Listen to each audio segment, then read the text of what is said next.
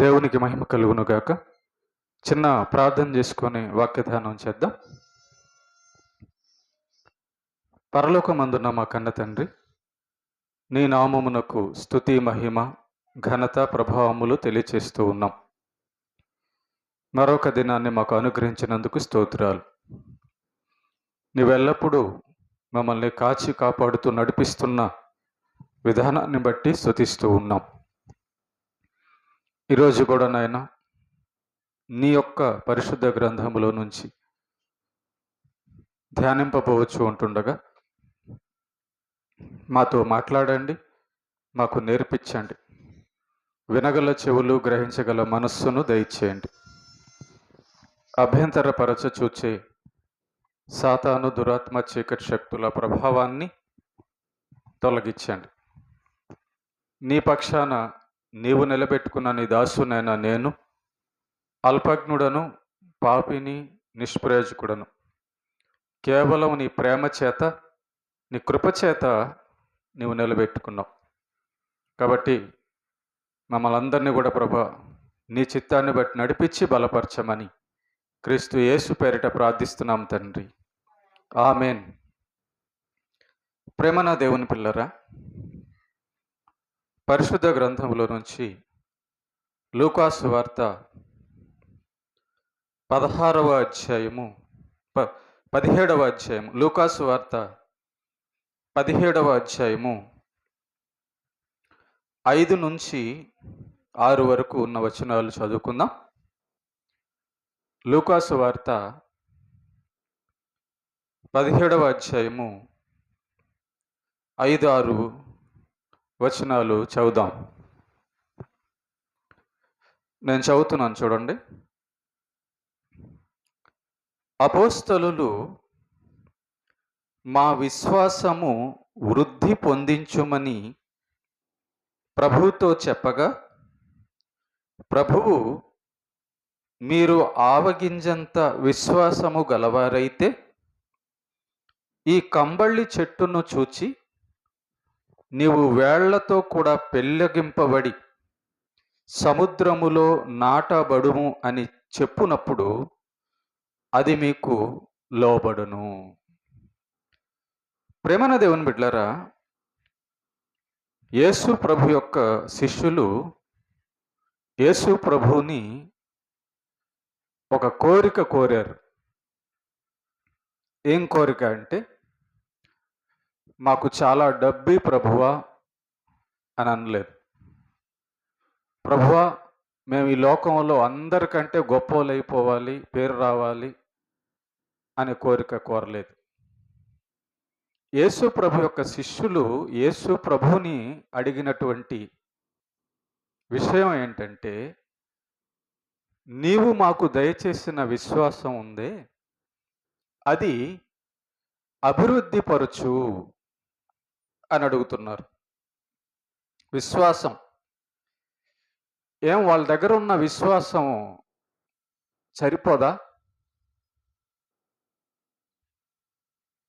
చూడండి, మన దగ్గర ఒక 10 రూపాయలు ఉంటే ఆ 10 రూపాయలు చాలవు అనుకొని ఇంకా కావాలి అనుకుంటాం. కనుక యేసు ప్రభు యొక్క శిష్యులు విశ్వాసములో ఏదో ఒక గొప్ప శక్తి దాగి ఉందని, ఆ విశ్వాసము కావలసినంతటువంటి పరిమాణంలో కావాలని ఎరిగిన వారై యేసు ప్రభుని అడుగుతున్నారు. అయ్యా, మా విశ్వాసము సరిపోదు, మా దగ్గర ఉన్నది కొంచెం విశ్వాసమే. మరి ఈ కొంచెం విశ్వాసం వలన మేము గొప్ప కార్యములు చేయలేకపోతున్నాం. కనుక మా విశ్వాసాన్ని అభివృద్ధి పరచు అని చెప్పి శిష్యులు యేసు ప్రభువుని అడుగుతున్నారు. ఇదంతా కూడా జరగడానికి ఒక సందర్భం జరిగింది. చాలా సందర్భాలు జరిగాయి, కానీ ఒకటి నేను మీకు జ్ఞాపకం చేస్తా. యేసు ప్రభువుని శిష్యులు ఎందుకు మా దగ్గర ఉన్న విశ్వాసం సరిపోదు, ఇంకా మాకు ఆ విశ్వాసాన్ని ఇవ్వు, అభివృద్ధి పరచు అని అడిగారో చూద్దాం. మార్కు సువార్త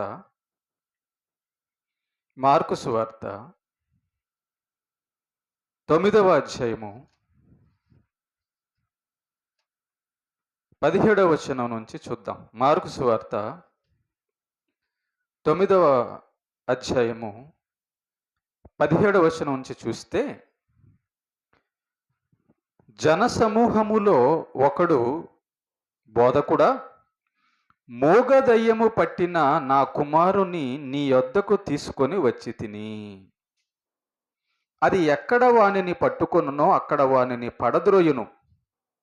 అప్పుడు వాడు నురుగు కార్చుకొని పండ్లు కొరుకు కొన్ని మూర్ఛిల్లును. దానిని వెళ్ళగొట్టుడని నీ శిష్యులను అడిగి తిని గాని అది వారి చేత కాలేదని ఆయనతో చెప్పెను. ఒక అతనికి ఒక కుమారుడు ఉన్నాడంట. మైండ్ పెట్టారా? ఇటు పక్క వాక్యం దగ్గర మైండ్ పెట్టారా? మైండ్ వాక్యం దగ్గర పెట్టారా?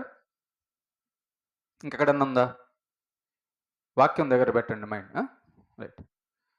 ఒక అతనికి ఒక కుమారుడు ఉన్నాడట.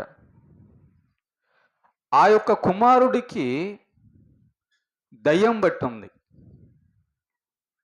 దయ్యం పట్టుంది అన్నమాట. ఆ దయ్యము వాడిని ఏం చేస్తుందంటే, వాడు ఒంట్లోకి వచ్చినప్పుడల్లా వాడు నీళ్ల పక్కన ఉంటే నీళ్ళల్లో పడేస్తుంది, నిప్పు పక్కన ఉంటే నిప్పుల్లో పడేస్తుంది. వాడు నురగ కార్చుకొని పండ్లు కొరుక్కుంటూ మూర్చెల్లిపోతున్నాడు. అలా చేస్తుంది, వాడిని చాలా ఇబ్బంది పెడుతుంది ఆ దెయ్యం ఆ పిల్లోడిని. ఈ తండ్రి విన్నాడు, యేసు ప్రభు తన శిష్యుల గురించి విన్నాడు. యేసు ప్రభు గొప్ప కార్యములు చేస్తున్న దేవుడని, గొప్ప కార్యములు చేస్తున్నాడని, ఆయన శిష్యులు కూడా చేయగలరు అనుకొని విన్నాడు. సరే, బాగుంది. యేసు ప్రభు అందుబాటులో లేడేమో ఆ రోజు. ఈ తండ్రి యేసు ప్రభు యొక్క శిష్యుల దగ్గరికి తీసుకెళ్ళాడు ఈ కుమారుణ్ణి, దయ్యం పెట్టిన కుమారుణ్ణి. చూడండి, ఇక్కడ ఈ యేసు ప్రభు యొక్క శిష్యులు ఎలా ఆ దయ్యం పట్టిన అబ్బాయి విషయంలో ప్రవర్తించారు అంటే, యేసు ప్రభు లేరు, పక్కన లేడు. వీళ్ళు ఏమనుకున్నారంటే, ఇన్ని రోజులు యేసు ప్రభుతో తిరిగాం కదా, ఏ పనైనా మేము చేయలేమా, ఏ పనైనా మా వల్ల కాదా అనుకున్నారు. అంటే అర్థం ఏంటి? వాళ్ళ బలాన్ని వాళ్ళు నమ్ముకున్నారు,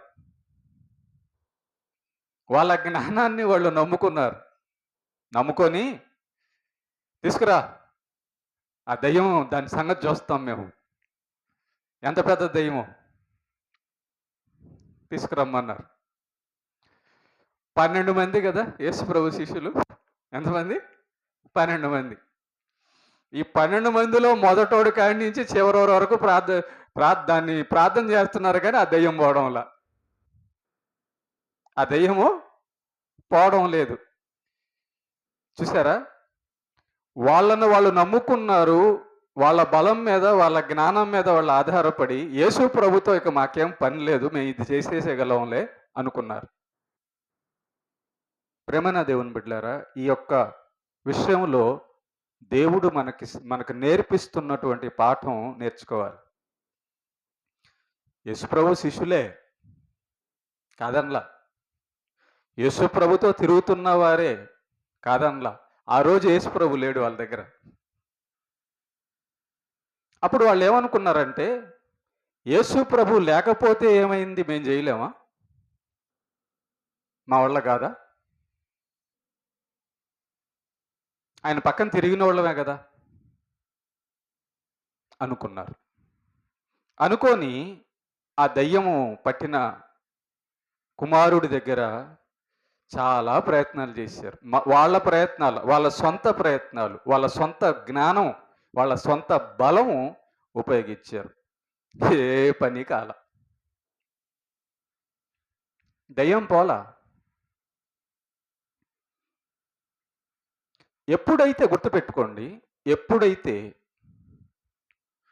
ఒక మానవుడు తనను తాను నమ్ముకుంటాడో, ఇది నా వల్ల జరిగిద్ది కదా అనుకుంటాడో, దేవుడు చూసి నవ్వుతాడు. నీ వల్ల జరిగిద్దా? నేను చెయ్యాలా? సరే పో, చేయండి పోండి. యేసుప్రభుకు తెలుసు, పక్కనే ఉంటాడు, ఎక్కడో ఏదో పని మీద ఉంటాడు. ఈడ శిష్యులు పడుతున్న పాటలు తెలుసు ఆయనకి. చూడాలనుకున్నాడు ఆయన. వదిలేని ఒకసారి చూద్దాంలే, మీ బలం మీకు తెలియాలిగా అనుకున్నాడు. కనుక వాళ్ళ బుద్ధి వాళ్ళకి తెలియాలిగా అనుకున్నాడు. వీళ్ళు పాపం నానా పాటలు పడి ప్రయత్నం చేశారు. పని కాల, దయ్యం పోల. అయితే ఇక్కడ ఒక విషయం జరిగింది చూసారా? వీళ్ళు తర్వాత వాళ్ళ మనసులో ఉంది, ఎందుకు ఈ పని చేయలేకపోయాం మేము యేసుప్రభు పక్కన తిరిగాం కదా, యేసుప్రభు మాతో ఉన్నాడు కదా, మరి ఆయనేమో గొప్ప కార్యాలు చేస్తున్నాడు, దయ్యాలు పోగొడుతున్నాడు, స్వస్థతలు చేస్తున్నాడు, గొప్ప గొప్ప అద్భుతాలన్నీ చేస్తున్నాడు. మరి ఆయన పక్కన ఉన్న మేమెందుకు చేయలేమని తమను తాము నమ్ముకొని వెళ్ళి దెబ్బతిన్నారు. మానవ జీవితంలో ఎవరు కూడా తనను తాను నమ్ముకొని ఏ పని ప్రారంభించకూడదు. ఒక మనిషిని నమ్ముకొని ఇది ఈ మనిషి అయితే చేయగలడు అనేది కాదు. ఈ మనిషి చేత దేవుడు చేయగలడు, దేవుణ్ణి కోణంగా తీసుకోవాలి. యేసు ప్రభు దగ్గరికి ఈ యొక్క తండ్రి, దయ్యం పట్టిన ఒక కుమారుడు యొక్క తండ్రి చూడండి ఒకసారి ఎలా ఉందో అతని యొక్క విశ్వాసం. అతని విశ్వాసం చూడండి ఎలాగుందో. శిష్యులు పోగొట్టుకెళ్ళకపోయారు. యేసు ప్రభు యొక్క 12 మంది శిష్యులు ఆ దయ్యాన్ని పోగొట్టలేకపోయారు. అప్పుడు ఆయన ఏమనుకోవాలి? వాస్తవంగా మనలాంటోడైతే ఆయన ఏమనుకుంటాడంటే, ఆయన శిష్యులే కదా వీళ్ళు, ఆయన శిష్యులు కాబట్టి ఇంకా పోగొట్టలేదు కాబట్టి ఆయన కూడా ఏం పోగొడతాడులే అనుకోవాలి వాస్తవానికి. కానీ ఆ తండ్రి అలాగా అనుకోలేదండి. అతను ఏ విధంగా అనుకున్నాడు అంటే, యేసు ప్రభువే చేయగలడు. విశ్వాసము పోల. కొంతమంది ఒకసారి ఒక అడుగేసి ఇంకా కాదులే అనుకొని వెనకాల వెళ్ళిపోతారు. అవే పని కూడా అవదు. గట్టిగా ప్రయత్నించరన్నమాట, పని అయ్యే వరకు ప్రయత్నించరన్నమాట. కానీ ఈ తండ్రి యేసు ప్రభు శిష్యులు చేయలేకపోతే ఏంటి, యేసు ప్రభు చేయగలడు కదా అనుకొని యేసు ప్రభు దగ్గరికి వచ్చాడు. వచ్చి చెప్తున్నాడు, ఆయనతో వేడుకుంటున్నాడు, ఆయన దగ్గర వేడుకుంటున్నాడు. అయ్యా, నీ శిష్యుల దగ్గరికి నేను తీసుకొచ్చా, కానీ వాళ్ళ వలన కాలేదు అంటున్నాడు. అందుకు యేసు ప్రభు చూడండి ఏమంటున్నాడు వాళ్ళని 19వ వచనంలో. అందుకు ఆయన, విశ్వాసము లేని తరము వారలారా, నేను ఎంతకాలము మీతో ఉందును, ఎంతవరకు మిమ్మును సహింతును అని యేసు ప్రభు తన శిష్యుల్ని తిడుతున్నాడు, గద్దిస్తున్నాడు. విశ్వాసము లేని తరము వారులారా. యేసు ప్రభు మీద నమ్మకం ఉంది, కానీ కొన్ని కార్యాలు చేయడానికి కావలసినంత నమ్మకం లేదు వీళ్ళ దగ్గర. గుర్తుపెట్టుకోండి, ఈ భూమి మీద మనిషితో పాటు దేవుడు పరలోకంలో ఉన్నాడు, మనిషి భూమి మీద ఉన్నాడు. కానీ ఈ భూమి మీద మనిషితో పాటు మనుషులకు దేవునికి శత్రువైన సాతాను, దయ్యములు ఉన్నాయి. అవి కనబడవు కానీ చాలా ప్రమాదంగా మనుషుల మీద పనులు చేస్తుంటాయి. చూడండి, ఆ దయ్యం వచ్చి వీడిని పడితే అది వాడిని నేలలో నెట్టేస్తుంది, అగ్నిలో నెట్టేస్తుంది, నురుగు కార్చుకునేటట్టు చేస్తుంది, పళ్ళు కొనుక్కునేటట్టు చేస్తుంది, మూర్ఛ వచ్చేటట్టు చేస్తుంది. రకరకాల దయ్యాలు రకరకాలు, వాటి ప్రభావాలు రకరకాలుగా ఉంటాయి. ఈ భూమి మీద సాతాను కూడా ఉన్నాడు. మరి వాణ్ణి మనం గెలవాలంటే కావాలి, విశ్వాసం కావాలి.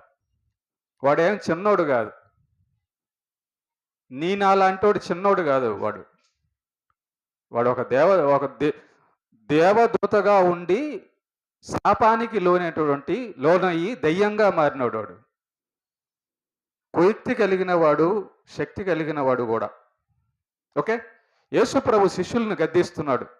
విశ్వాసము లేని తరము వారులారా, మీలో ఈ కార్యము నా శిష్యులని చెప్పుకుంటున్నారు కానీ విశ్వాసం అంత లేదు మీ దగ్గర. యేసు ప్రభు శిష్యులు యేసు ప్రభు దగ్గరకు వచ్చి విశ్వాసము అభివృద్ధి పరచు అనడానికి కారణాలు చూస్తున్నాం. ఆ దయ్యాన్ని పోగొట్టలేకపోయారు ఈ 12 మంది. అప్పుడు యేసు ప్రభు తిడుతున్నాడు వాళ్ళని. విశ్వాసము లేని తరము వారలారా అంటున్నాడు. ఎంతకాలం నేను ప్రత్యక్షంగా మీతో ఎంతకాలం ఉంటాను? నేను లేనప్పుడు కూడా ఇలాంటి కార్యాలు జరిగించగలిగే శక్తి మీకు కావాలి అంటే విశ్వాసం కావాలి, తగినంత విశ్వాసం కావాలి. మీరు అనుకుంటున్నారు, నేను బైబిల్ చదువుతున్నాను కదా, విశ్వాసినే. నేను ప్రార్థన చేస్తున్నాను కదా, విశ్వాసినే. నేను మందిరానికి వెళ్తున్నాను కదా, విశ్వాసినే. నేను పాటలు పాడుతున్నాను కదా, విశ్వాసినే.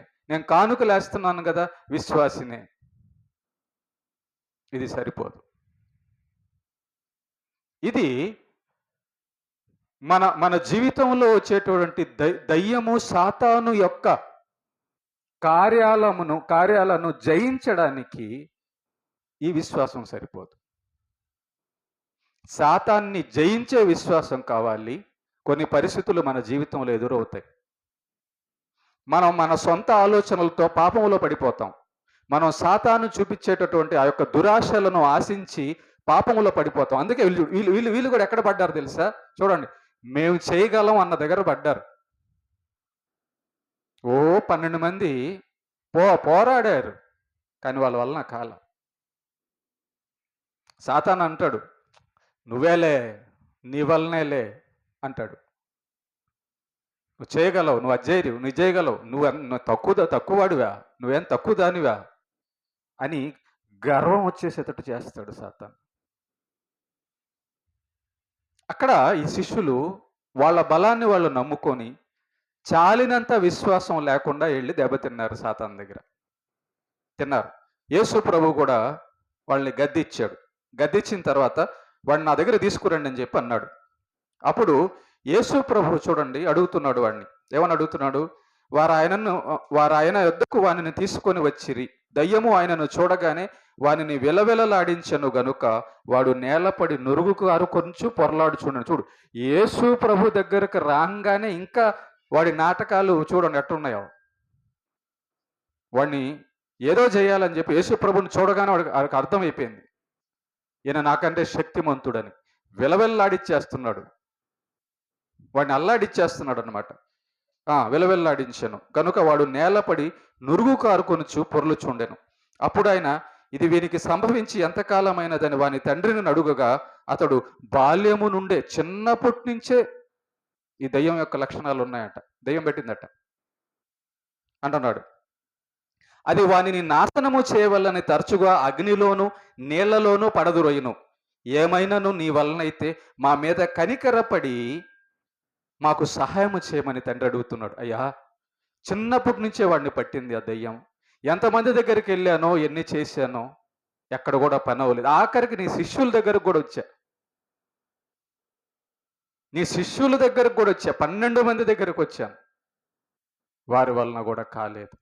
దయచేసి నువ్వే చేయగలవని నేను నమ్ముతున్నాను, కనికరిచ్చు, నా మీద కనికరిచ్చు. ఇతను విశ్వాసం చూడండి. శిష్యుల దగ్గరకు వచ్చినా విడవలేదు మళ్ళా యేసు ప్రభువుని. కొన్నిసార్లు ఫస్ట్ ప్రయత్నంలో పని కాదు మనకి. దేవుడు చేయగలడు. కొన్ని నేర్పించడానికి చూడండి, శిష్యులు తమ బలమును తాము నమ్ముకోడకూడదు అని నేర్పించడానికి ఇవన్నీ రాపిచ్చాడు మనకి. నీ బలాన్ని నువ్వు చూసుకొని ఏ కార్యము నేనే చేయగలను అనుకోవద్దు. దేవుని శక్తిని, విశ్వాసాన్ని పెట్టుకుని వెళ్ళాలి అన్నదానికి ఈ పాఠం నేర్పిస్తున్నాడు. ఓకే, అప్పుడు అందుకు యేసు, నమ్ముట నీ వలననైతే నమ్మువానికి సమస్తము సాధ్యమే. చూసారా, విశ్వాసం పనిచేస్తుంది అంటున్నాడు దేవుడు. ఎంత విశ్వాసం పనిచేస్తుంది? మరి ఆ 12 మంది కూడా యేసు నామములో వెళ్ళును గాక అని ఉంటారుగా, అని ఉంటారా లేదా? అని ఉంటారు. మనం కూడా అప్పుడప్పుడు చేస్తుంటాం. యేసు నామములో వెళ్ళును గాక, పోదది, పోదు. చాలినంత విశ్వాసం కావాలి. అప్పుడు యేసు ప్రభు ఏం చేస్తున్నాడంటే, వెంటనే ఆ చిన్నవాని తండ్రి అందుకు యేసు, నమ్ముట నీ వలన అయితే నమ్మువానికి సమస్తము సాధ్యమే అని అతనితో చెప్పాను. వెంటనే ఆ చిన్నవాని తండ్రి, నమ్ముచున్నాను, నాకు అపనమ్మకము ఉండకుండా సహాయము చేయమని బిగ్గరగా చెప్పాను. చూసారా ఏం మాట్లాడుతున్నాడు ఆ తండ్రి? అయ్యా, నువ్వు చేయగలవు, కానీ ఈ సాతాను లేకపోతే నా మనస్సు ఒకవేళ అనుమానంలో ఉంటుందేమో, నువ్వు చేస్తావో లేదో అని అనుమానం వస్తుందేమో, కనుక నాకు అపనమ్మకం ఉండకుండా సహాయం చేయి. ఈ 12 మంది ఏమని చేసి ఉంటారంటే, చూడండి, తమ బలాన్ని తమ ఒకటి నమ్ముకున్నారు. రెండోది, ప్రార్థన చేసేటప్పుడు వాళ్ళకు ఒక డౌట్ వచ్చింది కాసేపు తర్వాత. అది పోవడంలా, ఆ దెయ్యం పోవడంలా, అందుకు వాళ్ళకి డౌట్ వచ్చేసింది. డౌట్ అంటే ఏంటి? అనుమానం వచ్చేసింది. చేయగలమా చేయలేమా, ఈ పని చేయగలమా చేయలేమా, అట్లా చేస్తున్నారు ప్రార్థన. కొంతమంది అట్లా ప్రార్థన చేస్తుంటారు. అయిద్దా అవదా డౌట్. యేసు ప్రభు అంటున్నాడు, నమ్మితే సాధ్యమైద్ది అంటున్నాడు. ఎంత నమ్మితే? పూర్తిగా నమ్మితే, కావలసినంత నమ్మితే. మన జీవితంలో దయ్యములను, శ్రమలను తరమక పోవడానికి కారణము అపనమ్మకం, చాలినంత విశ్వాసం లేకపోవడం. Okay, right. అప్పుడు యేసు ప్రభు వాణ్ణి 25వ వచనం, జనులు గుంపు కూడి తన యొద్ద పరిగెత్తుకొని వచ్చుట యేసు చూసి, మోగవైన చెవిటి దయ్యమా, వానిని వదిలి పొమ్మని, ఇక వానిలో ప్రవేశించవద్దని నీకు ఆజ్ఞాపించుచున్నానని చెప్పి ఆ అపవిత్రాత్మను గద్దించను. అప్పుడు అది కేక వేసి వానిని ఎంతో విలవిలలాడించి వదిలిపోయెను. చూసారా, యేసు ప్రభు చెప్పంగానే అది వదిలేసింది, వెళ్ళిపోయింది దెయ్యం. ఓకే, అప్పుడు శిష్యులు అడుగుతున్నారు 28వ వచనంలో, ఆయన ఇంటిలోనికి వెళ్ళిన తర్వాత, జనాల మధ్యలో కాదు, ఇంట్లోకి వెళ్ళిపోయిన తర్వాత అడుగుతున్నారు ఆయన శిష్యులు, మేమెందుకు ఆ దయ్యమును వెళ్ళగొట్టలేకపోతామని ఏకాంతమున ఆయన్ని అడిగారట. ఒంటరిగా వచ్చి అడిగారట. అప్పుడు అందుకు ఆయన, ప్రార్థన వలననే గాని మరి దేని వలనైనాను ఈ విధమైనది వదిలిపోవుట అసాధ్యమని వారితో చెప్పాను. విశ్వాస సహితమైన ప్రార్థన.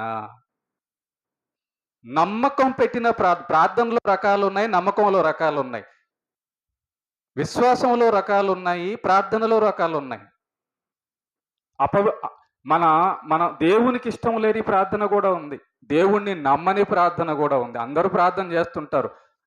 ప్రార్థన చేసే వాళ్ళందరూ ప్రార్థన పరులు అనుకోవద్దు, చర్చికి వచ్చే వాళ్ళందరూ విశ్వాసులు అనుకోవద్దు. మన జీవితాల్లో విశ్వాసము, ప్రార్థన, భక్తి కనబడుతుంది. కనుక ప్రేమ దేవుని బిడ్డలారా, గుర్తుపెట్టుకోండి, ఎంత విశ్వాసం కావాలి? చాలినంత విశ్వాసం కావాలి. ఎంత విశ్వాసం కావాలి?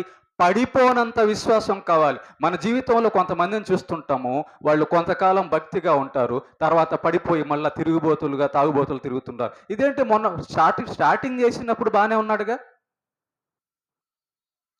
యేసును భక్తిలో ప్రారంభించినప్పుడు, యేసును నమ్మడం ప్రారంభించినప్పుడు బాగానే మందిరానికి వచ్చింది, ప్రార్థన చేసింది, పాటలు పాడింది, వాక్యం చెప్పింది, సువార్త చేసింది, అంతా చేసింది. మళ్ళా తిరిగి ఆ జీవితం ఎందుకు అయిపోయింది?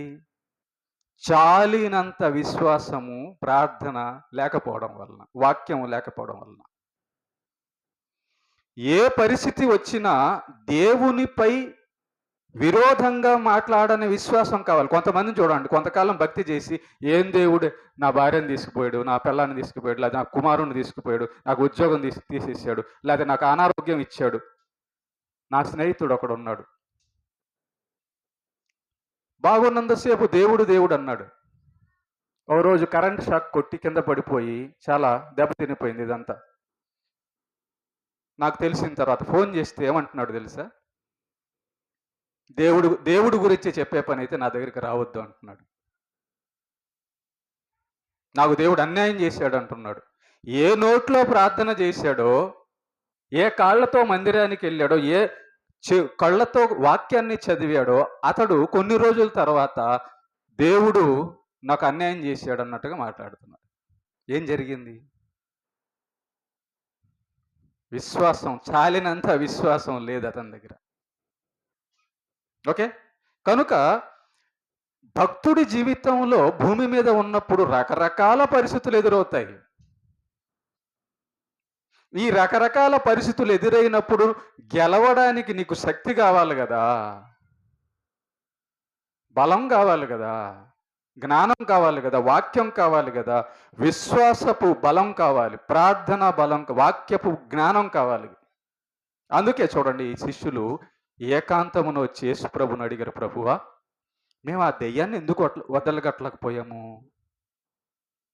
విశ్వాసము లేని తరము వారులారా, ప్రార్థన చాలినంత ప్రార్థన లేని వారులారా. అంటే ఒక మనిషిలో భక్తి ప్రారంభమయ్యి ఈ భూమి మీద బతికేటప్పుడు సాతాన్ని ఎదిరించడానికి కావలసినంత విశ్వాసము, కష్ట పరిస్థితులు వచ్చిన, అనారోగ్యం వచ్చిన, మరణం వచ్చిన, ఏది వచ్చినా కూడా నేను దేవుడి కోసం బతకాలి, నేను దేవుని దూరం చేసుకోకూడదు, నేను పరలోకం వెళ్ళాలి అనేటటువంటి విశ్వాసం, బలమైన విశ్వాసం ఉండాలి. ఆ బలమైన విశ్వాసం వస్తే తప్ప ఆ వ్యక్తి దేవుడిలో నిలబడలేడు చివరి వరకు.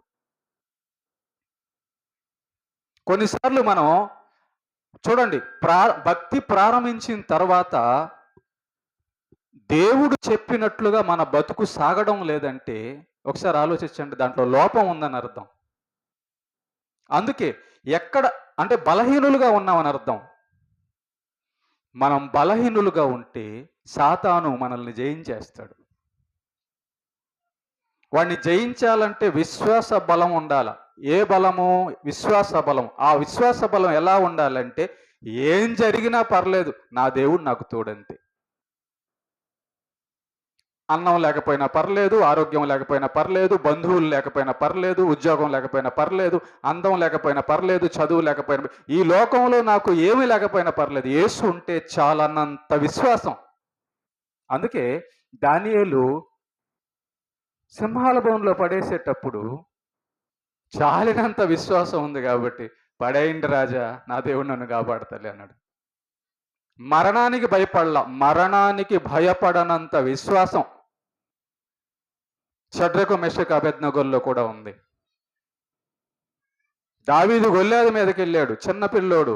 గొల్యాతు 8 చాలా అడుగులు ఎత్తు, చిన్న పిల్లోడు దావీదు. ఏం విశ్వాసం? దేవుని యొక్క విశ్వాసం. ఎంత విశ్వాసం? ఎదుటోడు ఎంతోడైనా నా దేవుడు నన్ను గెలిపించగలడు, యెహోవా నామమున నేను వస్తున్నాను అన్నాడు దావీదు. ఈ 12 మంది వాళ్ళ బలం చూసుకొని వాళ్ళు పోయి దెబ్బతిన్నారు.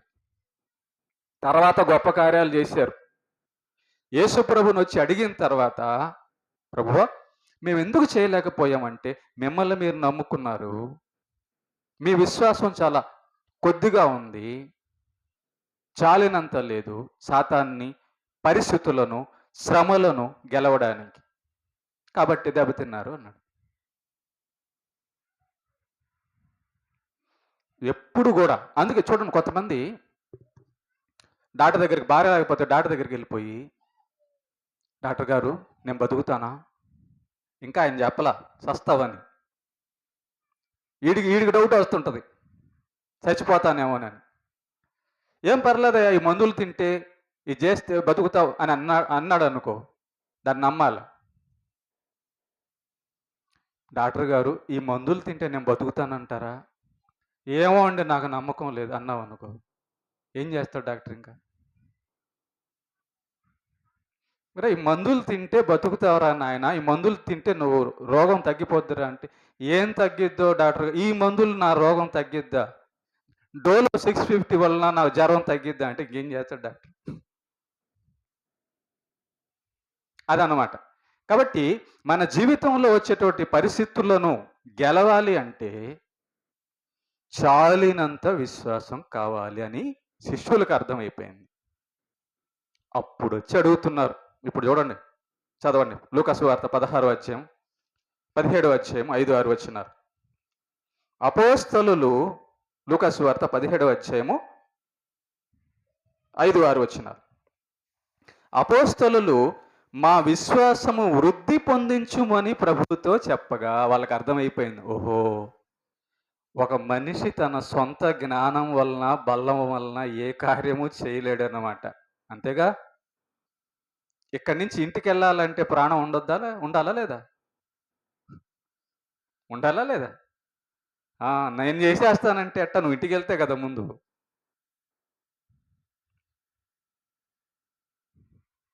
గుండె కొట్టుకుంటూ ఉండాలి, ఆయుష్ ఉండాలి, దేవుడిచ్చిన బలం ఉండాలి, జ్ఞానం ఉండాలి, ఆరోగ్యం అన్నీ ఉండాలి. అందుకు అర్థమైపోయింది వాళ్ళకి, ప్రభువా ఆ రోజు మమ్మల్ని మేము చూసుకున్నామయ్యా, మా బలాన్ని మేము నమ్ముకున్నాను ప్రభువా. కాదు, నీ బలం కావాలి. కాబట్టి నీ మీద మాకున్న విశ్వాసము ఈ సాతాన్ను, ఈ పరిస్థితులను గెలిచేంత విశ్వాసం దయచే ప్రభువా. మా దగ్గర అంత లేక ఆ రోజు దెబ్బతిన్నాం అని అడిగితే ప్రభు అంటున్నాడు, చూడండి కింద, మీరు ఆవగింజంత విశ్వాసం గలవారైతే ఈ కంబళి చెట్టును చూచి నీవు వేళ్లతో కూడా పెళ్లగింపబడి సముద్రములో నాటబడినమని చెప్పమన్నప్పుడు అది మీకు లోబడ. ఆవగింజ ఎంత ఉంటుందండి? ఆవగింజంత విశ్వాసం ఉంటేనే ఈ చెట్టు వెళ్ళి అసలు ఆ చెట్టు ఎంత బలంగా ఉంటుంది. తుఫాను వస్తే గానీ పడదు, అవునా? తుఫాను వచ్చినా కూడా పడదు. అలాంటి వేరులు లోపలికి వెళ్ళి ఉంటాయి దాని చెట్టుకి.